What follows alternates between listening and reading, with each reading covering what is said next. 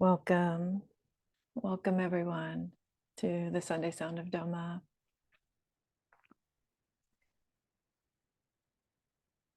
Thanks for your patience with changes in time and place.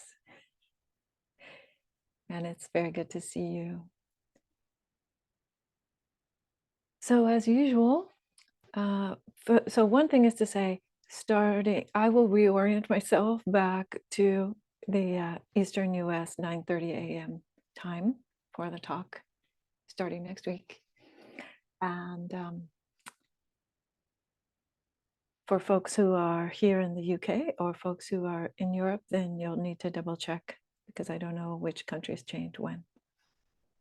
Or for folks in Central America also, I'm not sure when changes are happening. So just keep checking. And as usual for the Sunday morning program, what I'd like to do is go ahead and offer a brief guided meditation, maybe 10 minutes or so, and then a Dhamma talk for about half an hour or so, and then we'll have a bit of time at the end for questions, comments, reflections, whatever you would like to share.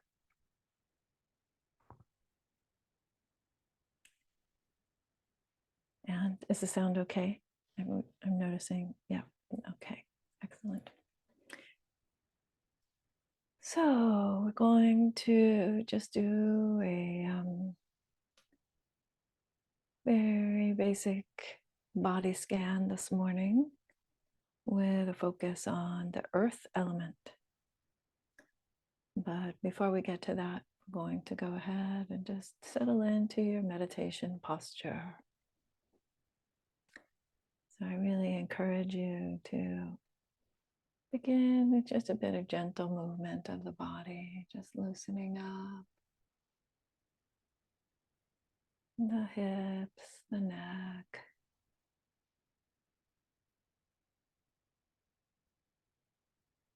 Perhaps counteracting any tendency to lean toward the computer screen.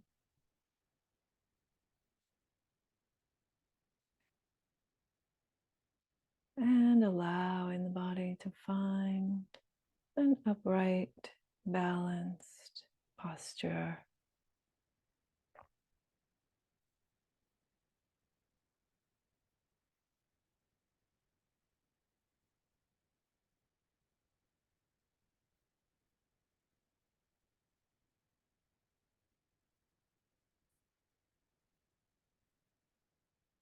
Release in the belly, and perhaps noticing that evenness of the weight on your seat.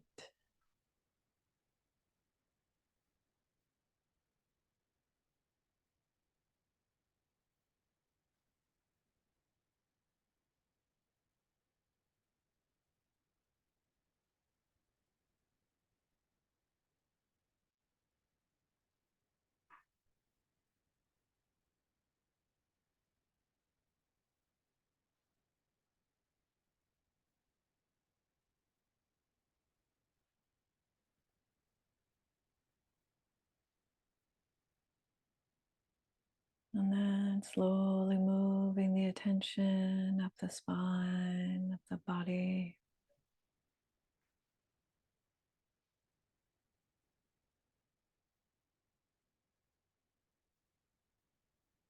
All the way to the crown of the head.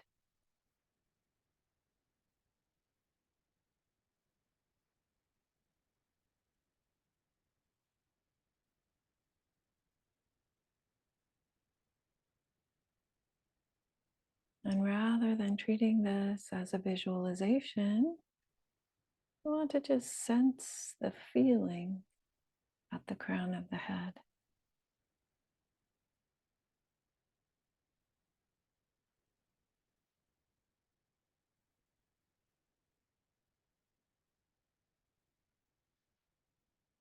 And maybe you have a sense of the solidity, the firmness, or maybe not.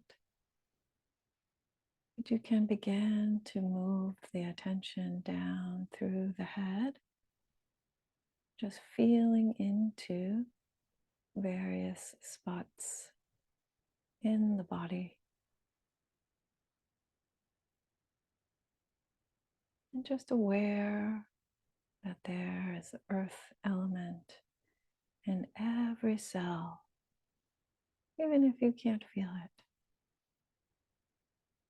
We are carbon-based beings. We are made of earth.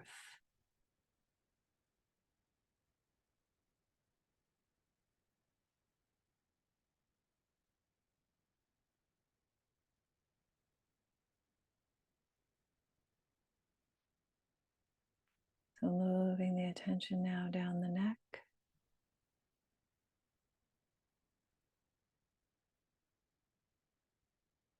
slowly, slowly tuning in to the feelings of the body,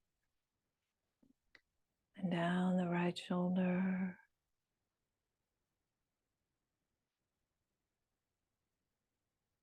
aware of the presence of earth element in every cell of the body.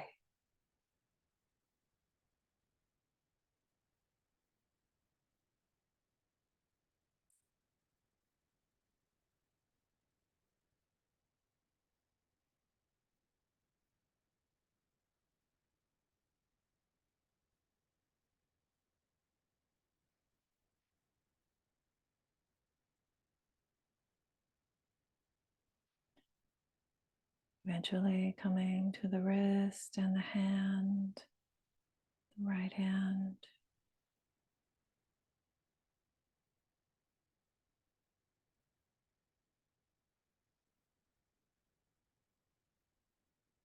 And moving to the left hand.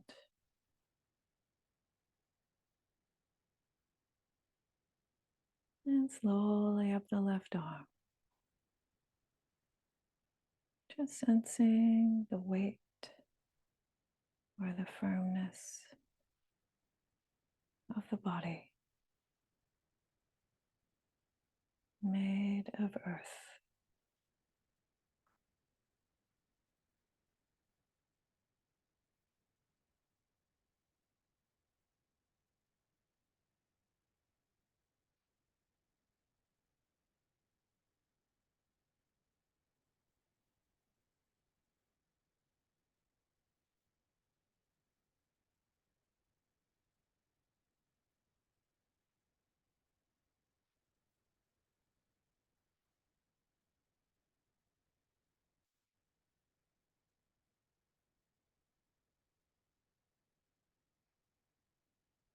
And eventually arriving at that left shoulder.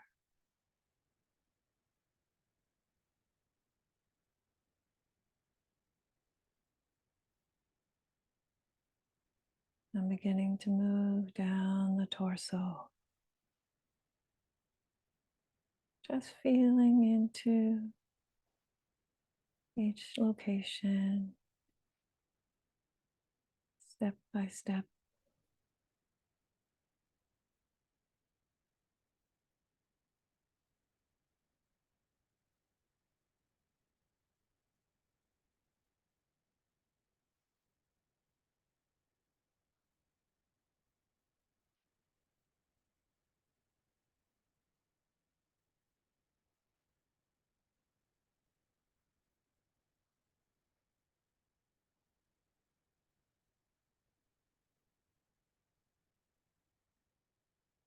Moving down below the waist to the lower abdomen.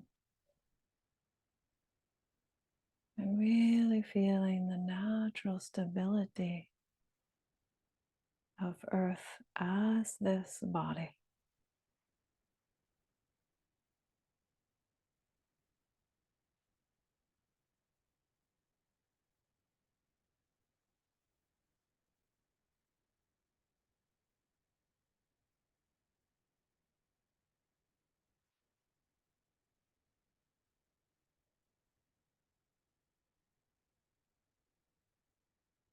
Moving the attention down the right leg.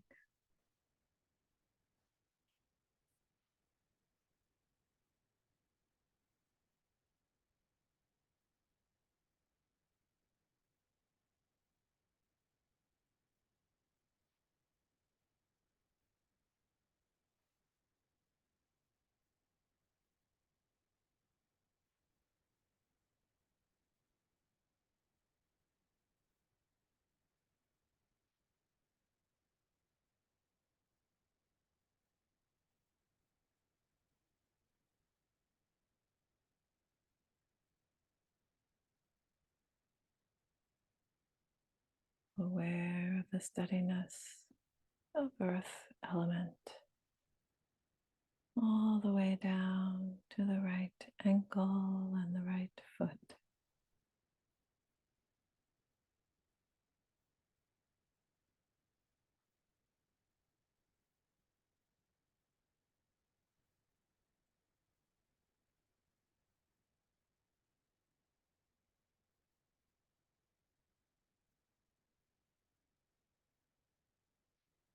And then up to the top of the left leg. Still aware of the presence of earth element throughout the body.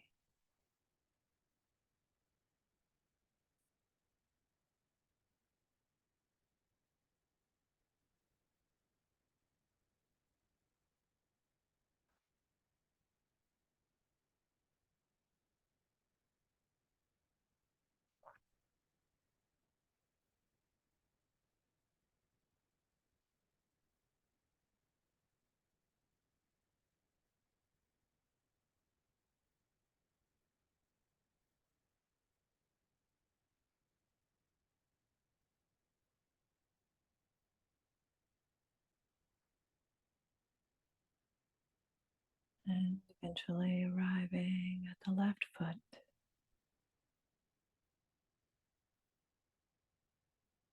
Also pervaded by earth.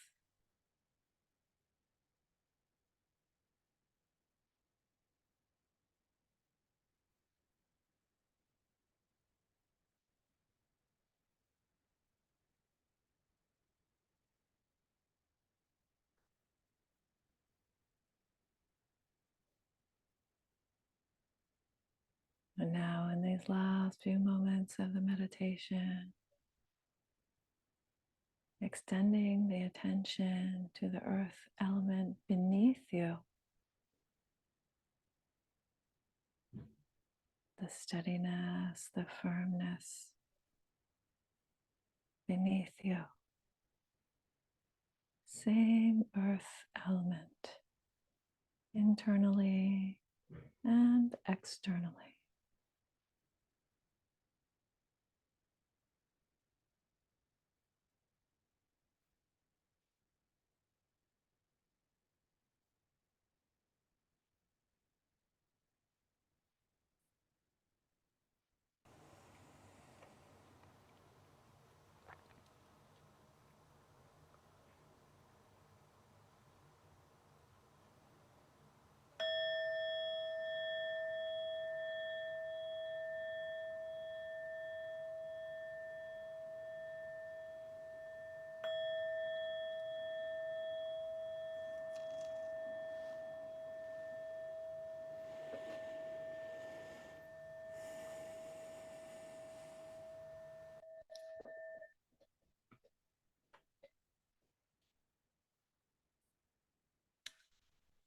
All right, that brings us to the end of the meditation for this morning.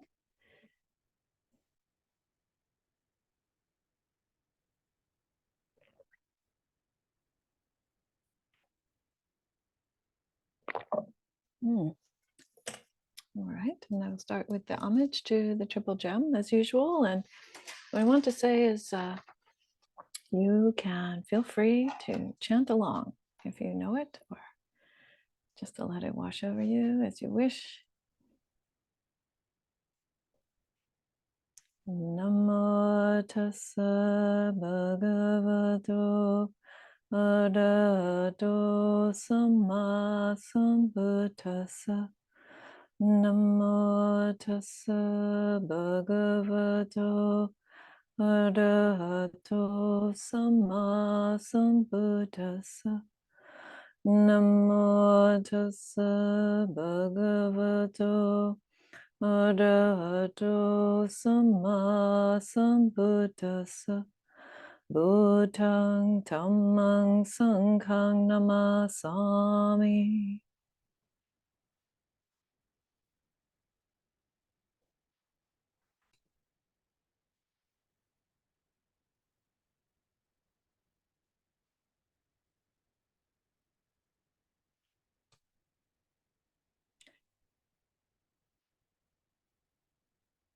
So today is Mother's Day in some parts of the world. And it's also Women's History Month in some parts of the world. And if you're on social media, you may have noticed that we are doing a daily honoring, a daily sharing on our Instagram account, the Dassanaya Buddhist community Instagram account, just sharing about women teachers, day after day after day, Buddhist women in history, contemporary history, and ancient Chinese and Japanese history, and all the way back to India and the time of the Buddha. So you might want to just have a look at that. They're very brief little vignettes. And recently, about probably 5-6 days ago, depending on the phases of the moon, we also celebrated the Nibbana of Mahapajapati, Gotami. Yeah. So I want to say something about her because this seems like the perfect conjunction of celebrations and acknowledgements.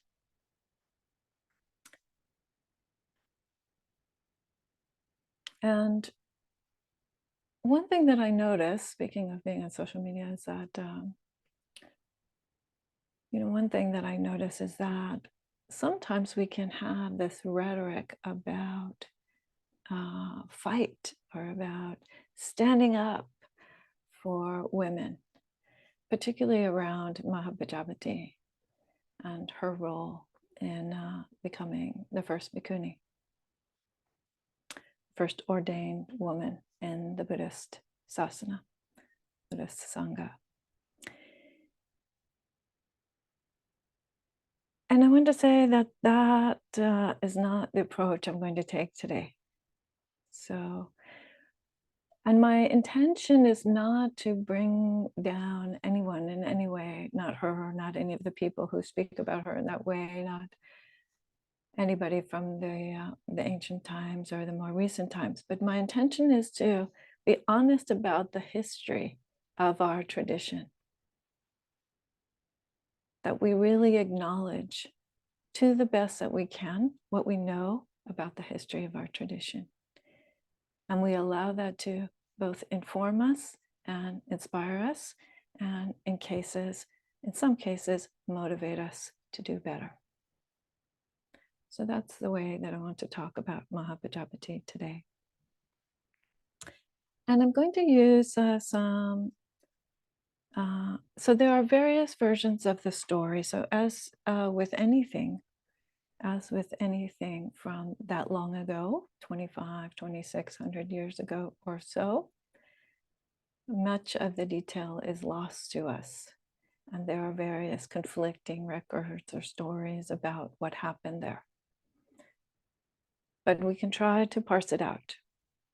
And one way that we know about the stories of Mahapajapati, Gotami, and Shakyamuni Buddha and the people of that time is through various texts. That was, of course, not how those stories were kept. Those stories were originally verbally passed on from one person to another for a very long time, maybe 300, 400, 500 years before they started to be actually written down. And we have different texts from different schools that remain.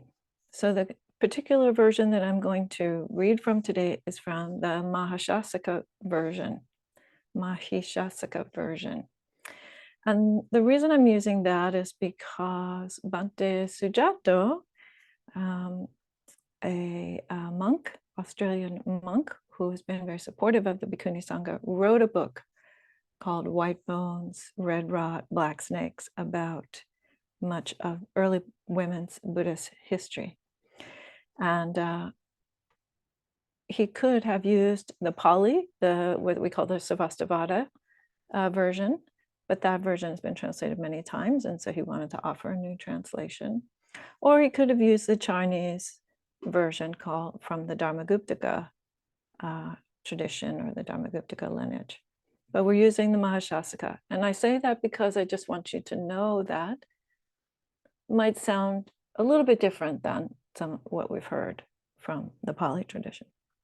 Nonetheless, the overview of the story is about the same. So it goes something like this.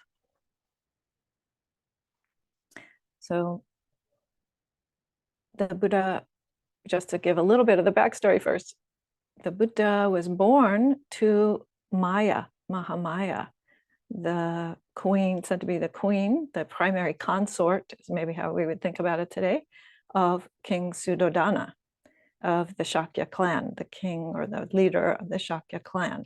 They didn't really have countries the way we think of them today. But Maya died 7 days after giving birth to the Buddha. And so her sister, Siddhartha was his name when he was a boy, Siddhartha's aunt, Pajapati Gotami, became his foster mother. It's unclear kind of what her relationship to Suddhodana continued to be, but she was continued to be a consort and part of the palace group of women that were there, and she raised Siddhartha herself. She breastfed him, in fact, is said. Ananda, Venerable Ananda, who later becomes the Buddha's attendant and was part of the Shakya clan, reminds him of that at some point later here in the story, but we'll go on. So the Buddha, in his mid-20s, leaves the palace, becomes a spiritual seeker, goes through various hardships, and awakens. And sometime after his enlightenment, then there are many people that want to also go forth and take up the path of awakening, including many people from the Shakya clan, from the group, the family group, so to speak, the larger family group that the Buddha was from. And so King Suddhodana, his father, actually expressed an interest. And the Buddha, as he's known at that time, right, says to his father, no, just stay home. I'll give you the 5 precepts, and you take refuge and take the 5 precepts and stay home and practice thoroughly. And you too can be on the path. You have to do this in a step-by-step way, says the Buddha, according to this version. And Pajapati Gotami heard that, because the king then goes home and says, oh, this is what happened. I met with the Buddha, and he said, and gave me the 5 precepts and told me to take refuge, and this is how I'm going to be on the path. And he gave me these teachings, and he's all excited about becoming a practitioner. And she decides that she also would like to approach him, but she would like to go forth. She would like to go forth and become a nun, a fully ordained person in the Sangha. So Gotami approaches the Buddha, and she has personally woven some cloth. So now cloth at that time of day, in that time in human history, was a very precious thing. It was hard to get a hold of, and certainly a finer kind of cloth like she would have had access to, or she would have been making, would have been very precious. For us these days, we call it the rag trade for a reason, because cloth is very easy to get and to get rid of, actually. But she had woven some cloth, and it was a lot of cloth, and she wanted to give it to him. And he said, give it to the whole Sangha, because there's actually more merit, which he goes on to express in various other suttas, is she generates more merit by giving it to the whole Sangha rather than giving it to one individual. And he emphasizes that at various points in other suttas. But in any event, she agrees. After she was kind of reluctant. She really wanted to give it to him, but she agrees, and she gives it to the whole Sangha. And then she says to the Buddha, may the Buddha allow the going forth and the full ordination for women in the true Dhamma. So she's made an offering, and now she's expressed her intention or her aspiration. And the Buddha says, stop, don't say that. For what reason?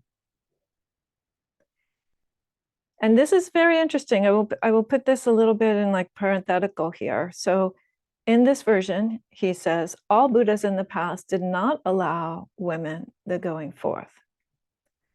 But in the Pali version, actually, it's the opposite. Venerable Ananda asks him whether other Buddhas of the past had a fourfold Sangha, and he says yes. And Venerable Ananda actually uses that in his defense after the Buddha dies, and Mahakashapa complains to him about his having been part of the women's Sangha having been established. So there's a question there about what previous Buddhas did or did not do. However, we go on. Womankind can themselves take the Buddha, all womankind can themselves take the Buddha as a refuge, stay in the home, shave the head, wear the ochre robes, the saffron robes, or the what I used to call the bikini colored robes, and make an effort to practice, make an effort to progress, and gain the path and the fruit.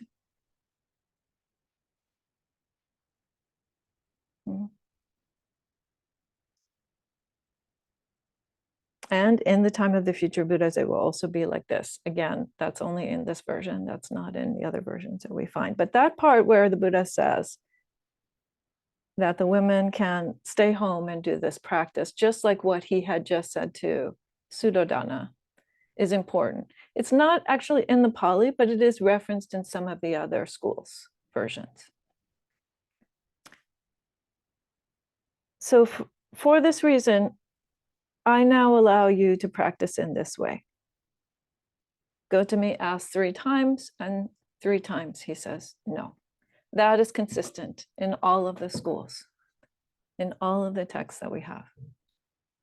That the Buddha said no to the women's ordination the first 3 times. So now Gotami is not alone. So the Buddha then left Kapilavastu together with a great assembly of 1,250 bhikkhus and traveled through the countryside. Now these numbers, we see numbers in Indian suttas, usually it's not expected to be exact. So 1,250 would mean like more than a few hundred and less than 20,000, something like that, a large number of people. Gotami and 500 Shakyan women.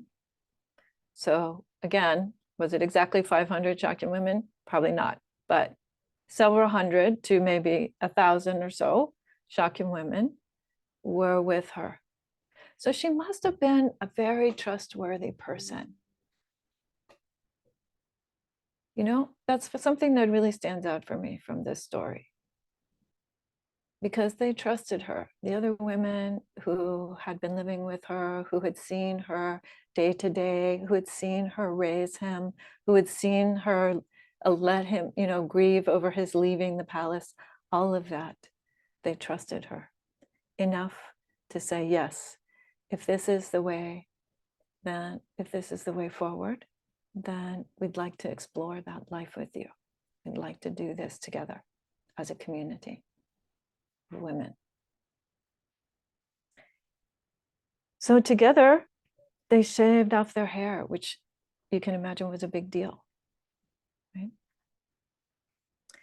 Put on the robes and followed behind the Buddha and the bhikkhus, weeping. They stayed where he stayed, and traveling by stages, they eventually arrived at Savatthi, and where he entered the Jetavana grove. Jeta grove. Jeta, Vana means grove. Jeta grove. Which is like a monastery area that he had been given for the monks, and he often stayed there at the Jeta grove. So Gotami and the 500 Shakyan women, weeping, remained at the gate. And Ananda, when leaving in the morning, saw them and asked why. And they answered, Venerable, the Blessed One will not allow women the going forth and the full ordination. And this is why we are so upset. We want you to speak so we may fulfill our aspiration.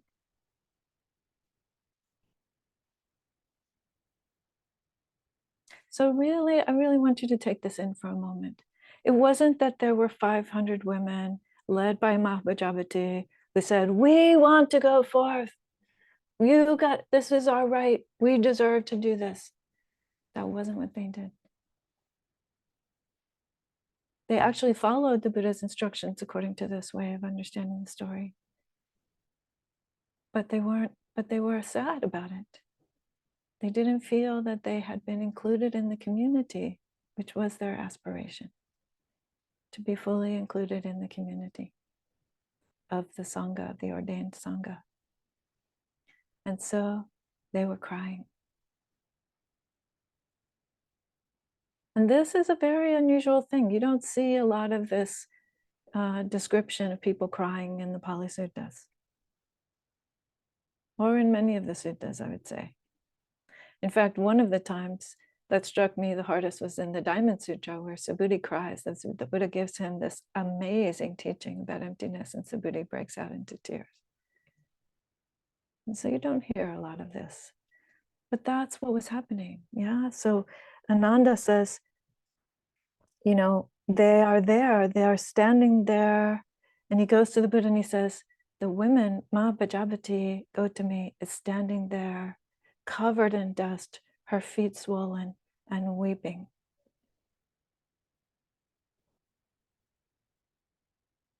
So in her quiet way, she stands up for her aspiration and for the aspiration of the other women that were with her.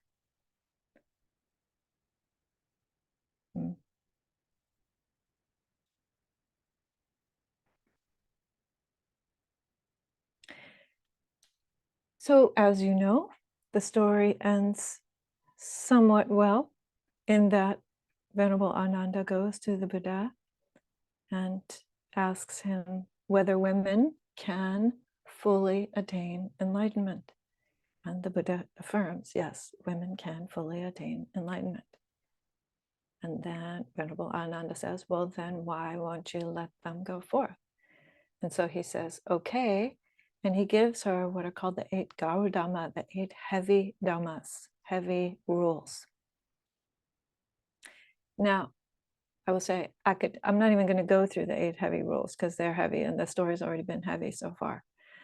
And many academics have really, many people who study this, not just academics, but monastics too, have studied this and said, you know, we think that that has actually been added later. But I will say that several of the 8 heavy rules are still included in the Bhikkhuni Padimokkha, in the 327 precepts that the women, 327 in the Pali, and even more in the other schools, take in order to be fully ordained bhikkhunis.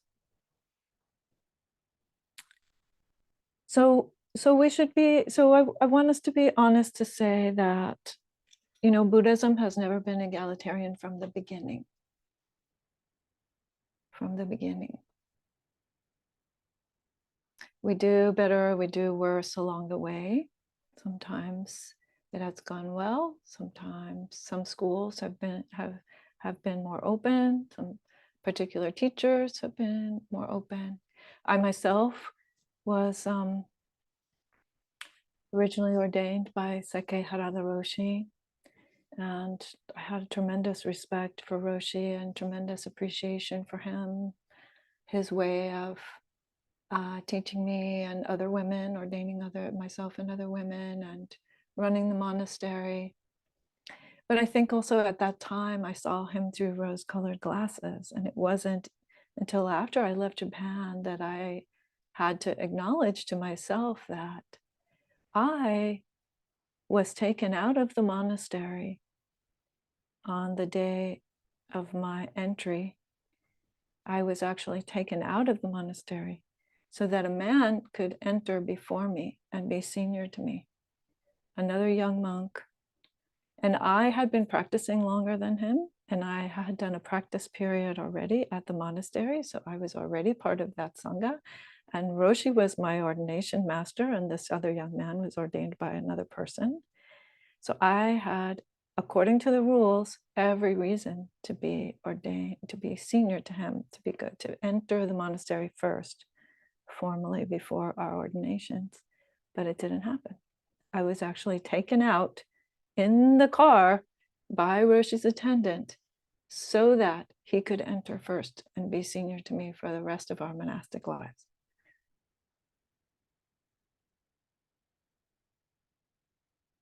And why was that decision made? I don't know. I don't know. But that's what happened. And I have to say, okay, then what? So I, like Mahapajapati and like so many women in Buddhism have said, then what do I do with that? I stand up and I enact what I understand to be the true Dhamma of awakening in the midst of whatever the difficulties are. So I did enter the monastery and I did walk behind that guy for 2 years until I came back to the States. Because that is also part of the path, to attend to deal with whatever are the difficulties, the obstacles that come up for us.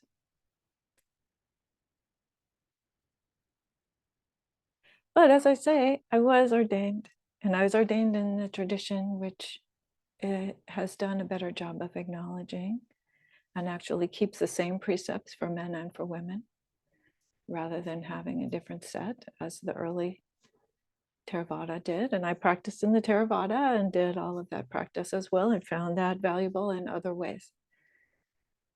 But I want us to return to the point to the key aspect here, which is the aspect of intention and aspiration.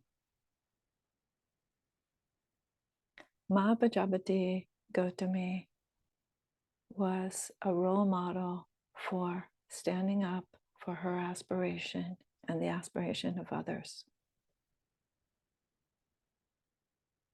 in a peaceful but purposeful way. She acted with intention and with integrity. And you know very clearly that that is fundamental to Buddhism, right? When we act with intention and we act with integrity, that has beneficial karmic consequences.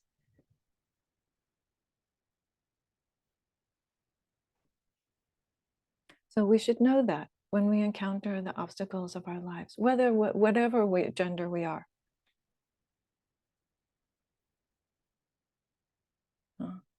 That what presents itself may be karmically neutral or maybe our karmic vipaka or karmic resultants. But our responses to those things,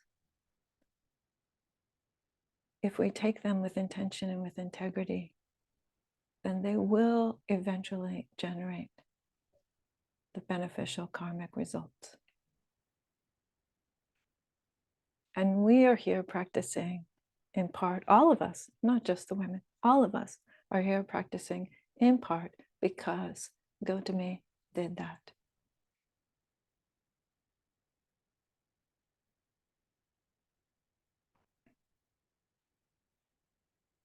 So she was a mother, she was a sister, she was a friend, a leader, a nun.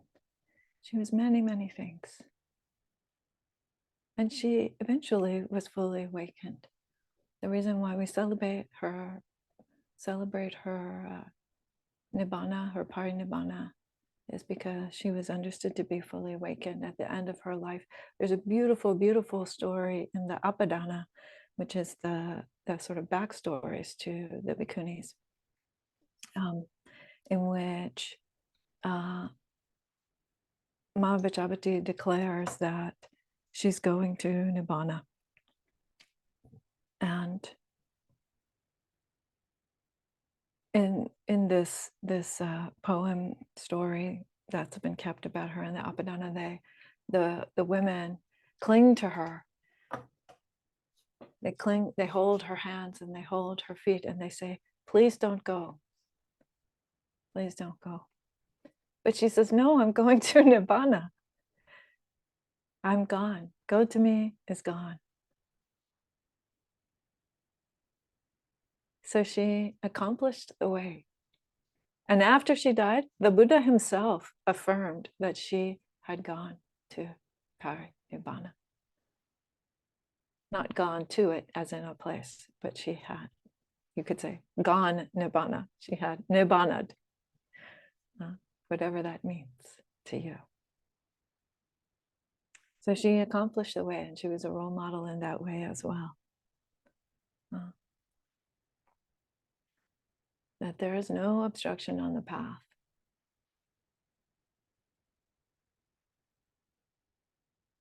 No obstruction.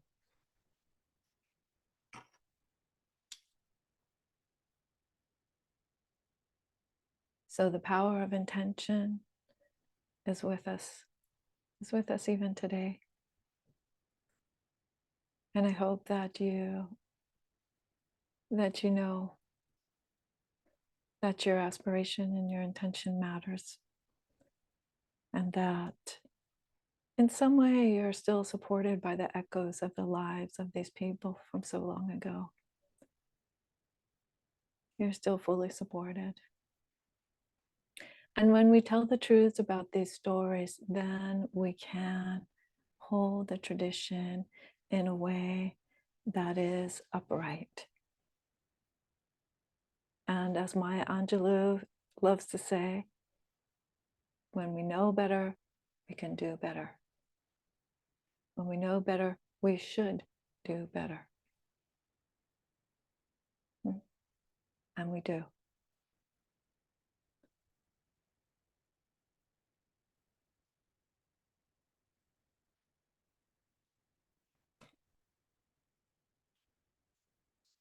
So, Gotami's gone, but the echoes of her incredible wisdom and compassion and generosity of heart and strength of intention are still right here.